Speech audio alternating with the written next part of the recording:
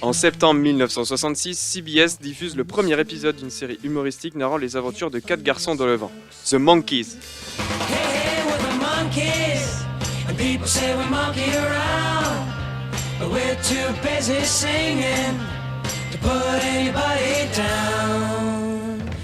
Pitché en 1965 par un jeune réalisateur du nom de Bob Rafelson, le show est la version Yankee du Hard Day's Night de Richard Lester, sorti en 1964. Pour les copies des Beatles, le network caste un groupe composé de Peter Torkelson, Davy Jones, Mickey Dolenz et Michael Nesmith. Leur pérégrination télévisuelle réunissent très vite un public fidèle, adepte du mélange d'humour absurde et de loufoquerie cartoonesque. The Monkees est un projet musical qui se développa dès le greenlight du show par CBS. C'est ainsi qu'en parallèle de la série, plusieurs disques se succéderont, notamment celui-ci,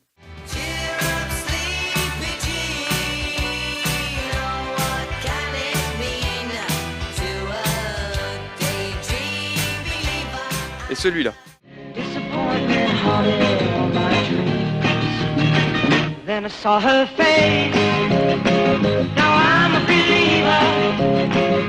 Le groupe part également en tournée à travers tout le pays et moult produits dérivés débarquent dans les magasins.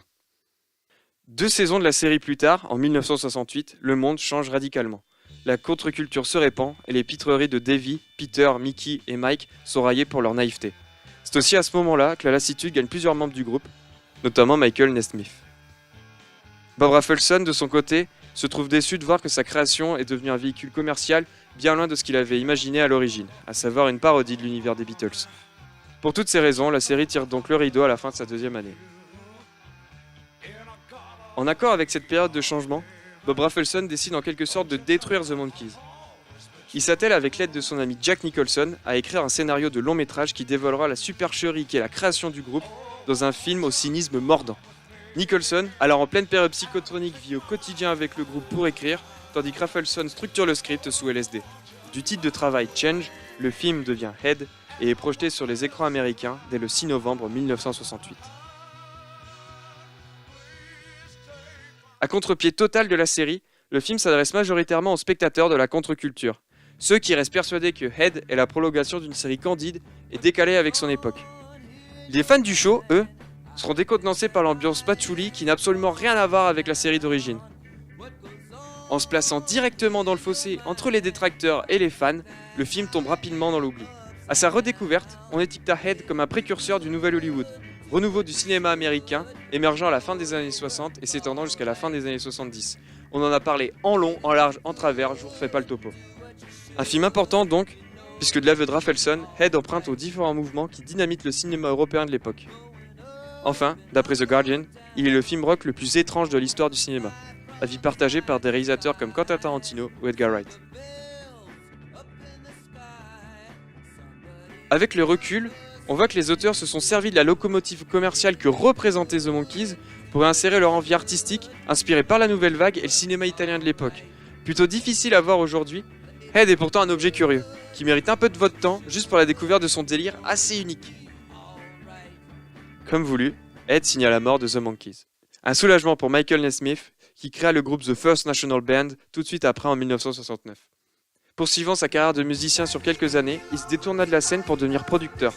D'abord musical, puis plus orienté audiovisuel avec la création de la Pacific Arts Corporation, qui développa en 1981 Pop Clips, une pastille musicale conçue pour Nickelodeon et qui était une sorte de précurseur d'MTV. Une jeune carrière couronnée de succès qui l'amène en 1982 à produire l'avant-gardiste Time Rider. Time Rider, The Adventure of Lyle Swan. Un film où un motard traverse par erreur un portail temporel qu'il envoie en 1877, le 5 novembre plus précisément. Il tombe amoureux d'une jeune femme qui s'avérera être son arrière-grand-mère et qu'il est donc le créateur de sa propre ligne généalogique.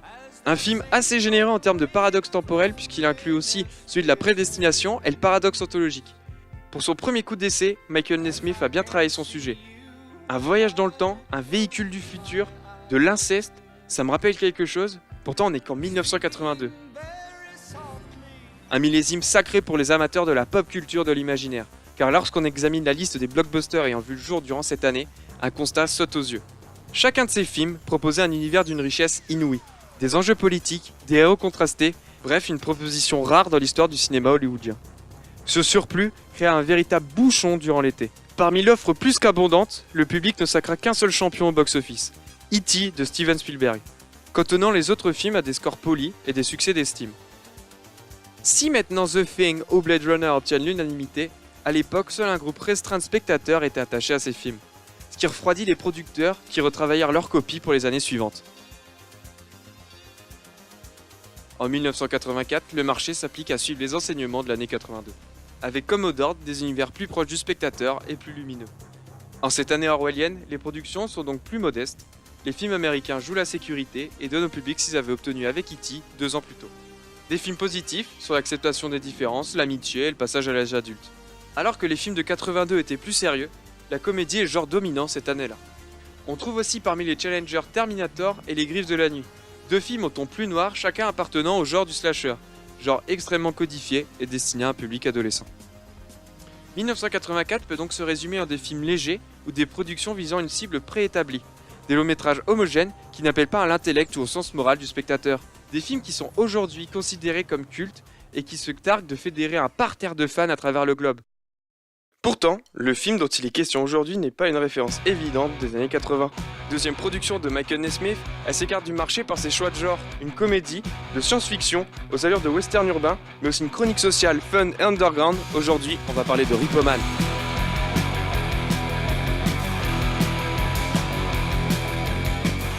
Alors Repo Man, ou La mort en prime en français, est un film de science-fiction américain réalisé par Alex Cox et produit par Michael Nesmith, sorti le 2 mars 1984. Il raconte l'histoire d'Otto, un jeune punk de Los Angeles qui en une journée perd son job et se fait plaquer par sa meuf. Alors qu'il vagabonde, il fait la rencontre de Bud qui lui propose de ramener une bagnole à l'hôpital contre $20. Mais Bud s'avère être un repo, un repossesseur qui se fait de l'argent en volant des voitures aux particuliers. Alors qu'Otto décide de choisir cette voie sous la houlette de Bud, l'histoire part totalement en vrille quand une annonce propose $20 pour une Chevy Malibu qui s'avère être un véhicule surnaturel conduit par un savant fou avec un monocle de soleil. Gourou télé-évangélique, nourriture standardisée, sosie de Ramsey déguisé en flic, Repo Man est un film à l'univers particulier, disons. Et pour cause, premier fait d'armes d'Alex Cox, Repo Man débarque en pleine vague punk aux États-Unis. Des groupes comme Dissidents, Black Flag ou Bad Brains ont inondé les proprietés de banlieue américaines avec une arme et un son surpuissant, traduisant le quotidien morose de la jeunesse américaine dans des banlieues abîmées par le temps. Ces groupes ont créé la bande-son d'une génération en pleine rébellion contre ses géniteurs, les babos de Woodstock, mais aussi la société de consommation qui impose un culte du corps et de la possession matérielle. Mentalité qui permettra d'endiguer les quelques survivants de la vague hippie et aussi un outil de distinction au sein des différentes classes sociales. Les citoyens sont les uns contre les autres et non plus contre le gouvernement comme ce fut le cas dans les années 60-70. À l'image, ça se traduit par des environnements à l'abandon, ruelles sombres, clubs et épiceries de nuit constituent une grande partie des décors du film. On est très loin des quartiers riches et des hauteurs de LA, visibles dans Le Flic de Beverly Hills qui sortira quelques mois plus tard. On est ici dans un quotidien usé, abîmé au sein d'une communauté populaire. C'est pourquoi la galerie de personnages compte beaucoup d'immigrés, des latinos, des afro-américains. Une mixité qui ajoute une couche de réalisme supplémentaire. Concernant les blancs du quartier, ils sont généralement des punks ou des vieux, des laissés pour compte à forte tendance white trash. Des personnages d'une grande pauvreté qui pourtant refusent de se plier aux normes sociales. D'une part à cause de leur job, l'activité des repos à la lisière de l'illégal, d'autre part par une haine virulente à l'encontre des gens ordinaires et de leur mode de vie. Bien qu'il ne soit pas encore Repo à ce moment-là, on remarque une dissociation du monde normal dès les premières séquences où Otto apparaît. La lumière projette ici le décalage entre le héros et le quotidien. Signé du chef opérateur Robbie Muller, l'ensemble du supermarché est plutôt terne, surtout quand on compare à d'autres décors similaires qui baignent dans différentes teintes. Cette morosité est le regard que porte Otto sur la société, et plus précisément la société de consommation. Il y voit un monde inhumain, ordonné et binaire qui est également suggéré dans le camion du FBI quelques séquences plus loin. Ce supermarché marque également le point de départ du discours punk du film. Le conflit opposant Otto et son patron concerne des produits mal alignés, un élément qui permet de caractériser Otto via le dialogue. Il est anticonformiste, il rejette l'autorité assez fortement. Si on regarde attentivement les étagères derrière eux, on remarque des produits aux emballages identiques. Bouffe qui apparaît assez régulièrement durant le film et qui a réellement existé. Ce que les anglo-saxons ont appelé les generic products. Placés ici, ils sont générateurs de sens dans l'exposition. Otto refuse d'être entouré par l'uniformité, qu'il voit comme un moyen d'entraver sa liberté. Mais la présence des generic products a un sens plus vicieux que ça encore. Ayant explosé dans le début des années 80, l'intérêt de ces produits réside dans l'absence de branding. Pas de marque de photo ou de packaging, ce qui signifie des intermédiaires en moins à payer. entraînant une réduction drastique du coût de fabrication et donc une économie pour le consommateur. Ces produits étaient destinés aux classes sociales les plus basses, incapables de se payer les produits de marque. Si plusieurs chaînes de magasins avaient leur gamme de generic products, aucune ne s'installa aussi durablement dans les foyers que celle de Ralph's. Reconnaissable par leur police grasse et l'alliance du bleu et du blanc, qu'on retrouve alignés dans les premiers plans de Repo Man. Déformation de la Campbell Tomato Soup poirolienne, les generic products de Repo Man symbolisent la lutte des classes auxquelles les personnages sont confrontés. Visuellement, ils s'opposent aux produits de marque ultra bariolés, au design conçu pour consommer, à consommer mieux comme les pubs le matraquaient à l'époque. A l'inverse, les generic products sont finalement de la nourriture discount, c'est la marque pousse de chez nous. Donc des trucs qui sont finalement peu nutritifs, dans le film ça ressemble à de la pâtée pour chien, et achetés en masse par les plus pauvres, n'ayant pas de budget pour les produits de marque, sous-entendant que c'est un bien de luxe. De ce fait, les supermarchés imposaient aux classes inférieures d'être dans les attentes de la société de l'époque, avec des packaging uniformes, mais d'autre part, ils leur donnent accès à des produits peu nutritifs, dignes de portions militaires. Deux facettes donc qui creusent le cynisme latent aux années 80, il y a le contenu et le contenant, et il se peut qu'ils soient en totale contradiction. C'est ce que ces boîtes infusent dans l'esprit des gens. Et le parfait client de cette idéologie, c'est le personnage de Kevin, le nerd. On l'entend chantonner le jingle d'une pub des sodas 7-Up. Feeling 7-Up, I'm feeling 7-Up.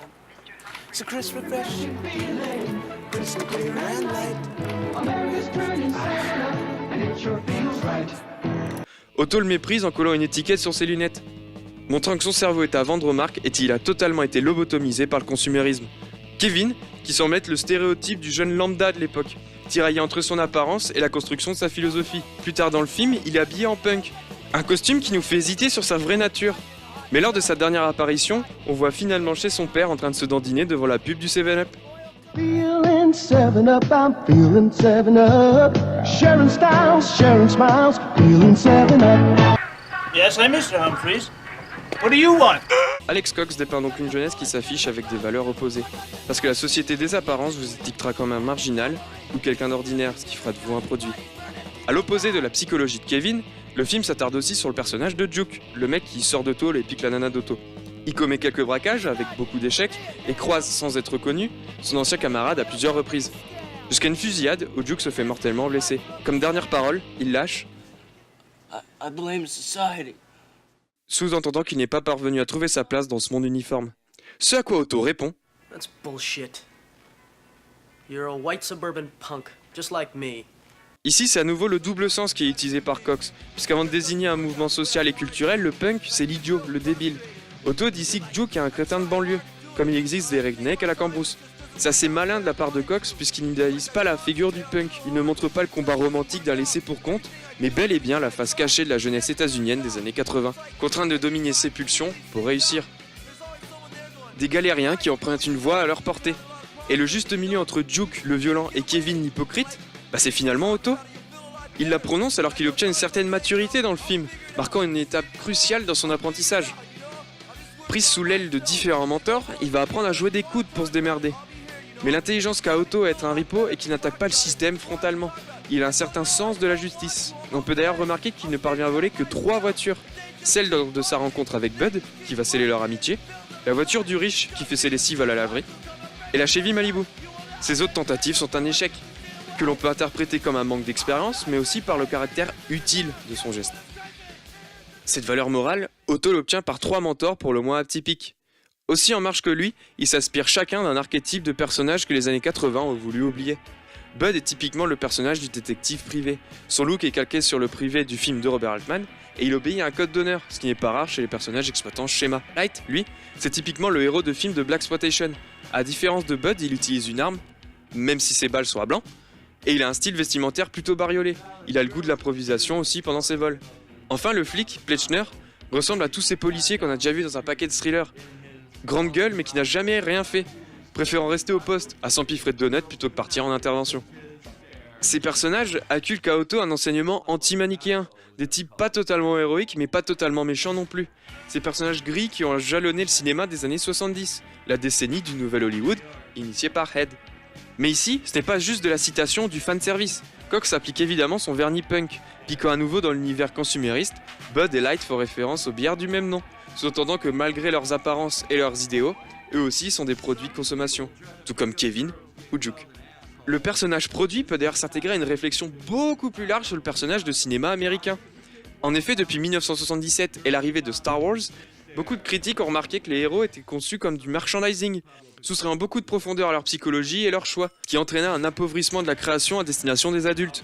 Les films populaires américains des années 80 vendent des jouets, mais ne vendent plus une histoire mature.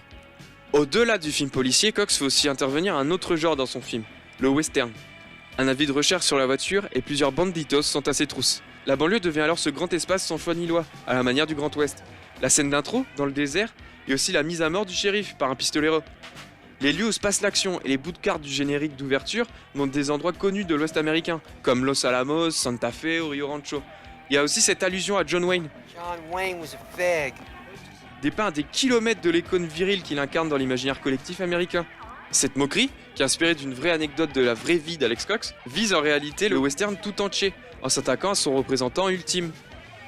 Malgré les chefs-d'œuvre, Wayne a enchaîné les productions ringardes où il incarnait le gentil cow-boy, à des kilomètres de la réalité du Far West, mais également de nos jeunes banlieusards. Une manière de dire que le cinéma grand public ne représente pas un idéal pour une partie de la population. C'est aussi un joli bras d'honneur envers le président de l'époque, Ronald Reagan, un acteur qui a joué dans beaucoup de westerns. Enfin, le film emprunte à l'imagerie SF paranoïaque des années 50-60. Ce film qui inspire la crainte que les communistes étaient dissimulés parmi les États-Unis, mais aussi celle persuadée que le gouvernement cachait un alien dans les sous-sols de la base de Roswell. Cette imagerie, on la voit par la couleur translucide de la voiture et également la société secrète de Layla, UFO. La Chevy Malibu est aussi un des piliers du sous-texte du film. Si Otto la garde sans la rendre directement, c'est pas pour emmerder les frères Rodriguez, mais le gouvernement. Car il empêche les États-Unis d'avoir une arme supplémentaire à leur arsenal, et donc d'être une surpuissance face aux autres pays.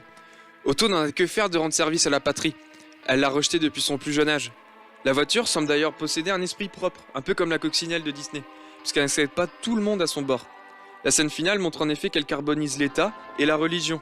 Elle n'accepte ni Dieu ni maître. Elle finit par accepter à son bord uniquement les personnages ayant compris la vacuité de l'existence. Il n'y a ni futur ni passé, seulement un moment. C'est pourquoi Otto et Miller y sont acceptés, parce qu'ils sont en totale adéquation avec cet état d'esprit. En conclusion, Repo Man n'appartient pas à la pop culture. Ces piliers artistiques, que ce soit le western, la SF ou encore la bande dessinée underground, en font une œuvre réservée à un public d'initiés. C'est un manifeste contre-culturel des années 80. Sorti 10 ans plus tôt, il aurait totalement eu sa place en tant que Midnight Movie, un film inscrit dans son époque, mais totalement bizarre pour laisser la plupart du public sur le carreau. Et tout comme Head, Michael Nesmith a conservé les intentions que Rafelson et Nicholson avaient pour leur film, afin de les transmettre à Alex Cox, lui permettant de poser un regard jeune et authentique sur son époque, faisant de Repo Man une œuvre majeure sur les véritables années 80.